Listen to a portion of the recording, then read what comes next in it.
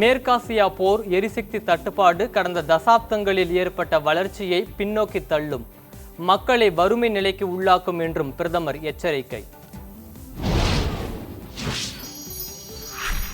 இந்தியாவில் மிக முக்கிய தேசிய தேர்வுகளின் வினாத்தாள்கள் மீண்டும் மீண்டும் கசிவிடுவது ஏன்?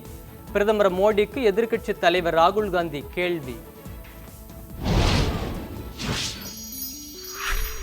காங்கோ நாட்டில் எபோலா வைரஸ் பாதிப்பால் 88 பேர் உயிரிழப்பு. நாடுகள் சர்வதேச எல்லைகளை மூட உலக சுகாதார அமைப்பு அறிவுறுத்தல். டெல்லியில் பிரதமர் மோடியை முதலமைச்சர் விஜய் சந்திக்க இருப்பதாக தகவல். வெளிநாட்டு பயணத்தை முடித்துக்கொண்டு பிரதமர் நாடு திரும்பியதும் சந்திக்க திட்டம்.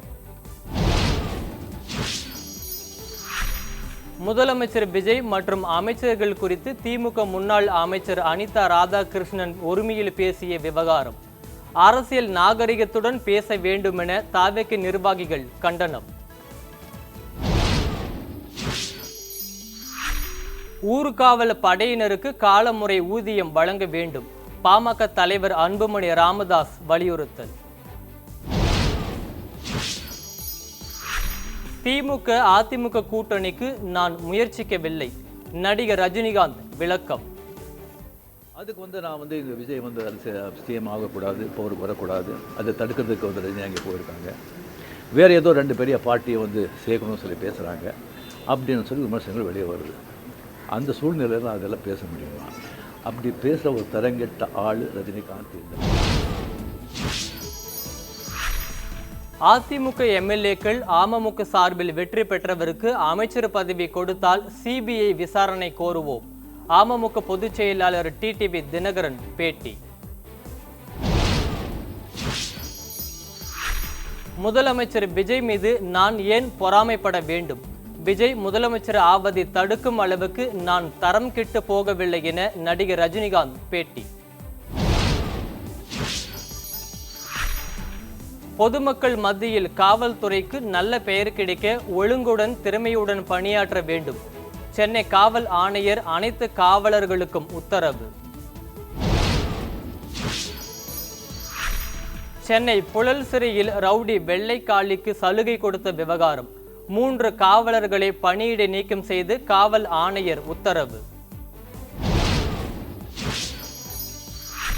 அந்தமான் உள்ளிட்ட பகுதிகளில் தொடங்கிய தென்மேற்கு பருவமழை அடுத்த 3-4 நாட்களுக்கு மேலும் தொடரும், வானிலை ஆய்வு மையம் தகவல். தேனி, திண்டுக்கல், மதுரை, கோவை மற்றும் நீலகிரி மாவட்டங்களில் இன்றும் நாளையும் கனமழைக்கு வாய்ப்பு. சென்னை மற்றும் புறநகர பகுதிகளில் இன்று லேசான மழை பெய்யக்கூடும் எனவும் வானிலை மையம் கணிப்பு. தஞ்சை பாபநாசம் படைவெட்டி மாரியம்மன் கோவில் பால்குட திருவிழா விமரிசை.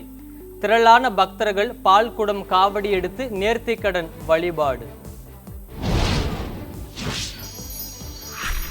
விழுப்புரம் கோட்டைக்குப்பம் அருகே அரசு பேருந்து மீது இருசக்கர வாகனம் மோதி விபத்து.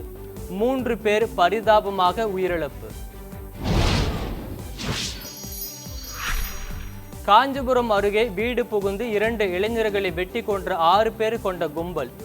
உடல்களை மீட்டு மணிமங்கலம் காவல்துறை விசாரணை.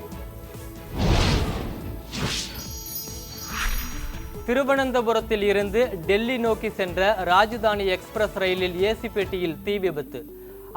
அவசரமாக பயணிகள் பத்திரமாக வெளியேற்றப்பட்டதால் உயிர் சேதம் தவிர்ப்பு. கேரளம் முதலமைச்சராக நாளை பதவியேற்கிறார் வி.டி. சதீசன். பதவியேற்பு விழாவில் காங்கிரஸ் எம்பி ராகுல் காந்தி, முதலமைச்சர் விஜய் பங்கேற்பு. இத்தாலியில் நடைபாதையில் சென்றவர்கள் மீது காரை மோதி தாக்குதல். 4 பெண்கள் உட்பட 8 பேர் படுகாயம்.